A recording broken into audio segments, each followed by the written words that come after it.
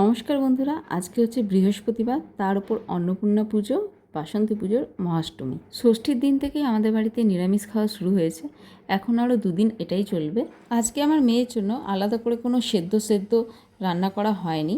ভাত মোটামুটি যতটা খায় তার থেকে আজকে একটু বেশি দিয়েছি। অন্যদিন সবজি অনেক রকমের থাকে, বেশি থাকে। আজকের খাবারটা ভালো, দেখতে ভালো হলেও সিম্পল। তো আজকে আমাদের যা যা রান্না হয়েছে সেগুলোই ওকে দেওয়া হয়েছে। আজকে আলাদা করে ওর কোনো রান্না হয়নি, কিন্তু আজকে রান্নায় কোনো ঝাল মানে লঙ্কা, শুকনো লঙ্কা, গুঁড়ো লঙ্কা, কাঁচা লঙ্কা কিচ্ছু ব্যবহার হয়নি। আর একদম কম তেলে রান্না করা হয়েছে। ভাত, এটা হচ্ছে কুনকা শাক, অল্প দিয়েছি। শাকটা অল্প করে, হয় শাক না হলে উচ্ছে সেদ্ধ দেওয়ার চেষ্টা করি মাঝে মধ্যে।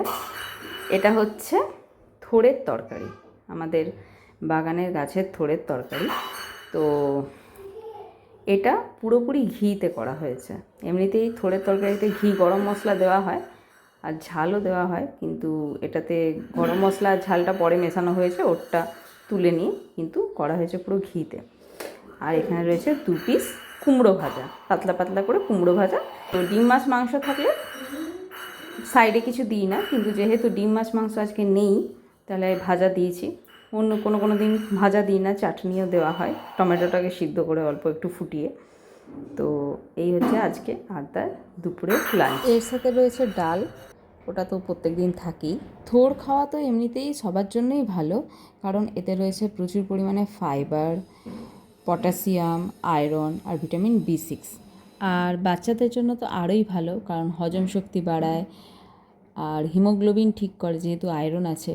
আর UTI মানে ইউরিনের যে ইনফেকশন, সেটার জন্য এটা খুব ভালো। আদার কিছুদিন আগে একটা ইউরিন ইনফেকশন হয়েছিল, তো তার জন্য আরও বেশি এটা আজকে দিতে বললাম। তোমরা কে কে থোড়ের ঘন্ট খেতে পছন্দ করো অবশ্যই কমেন্ট করে জানাবে। আজকের মতো এটুকুই, টাটা।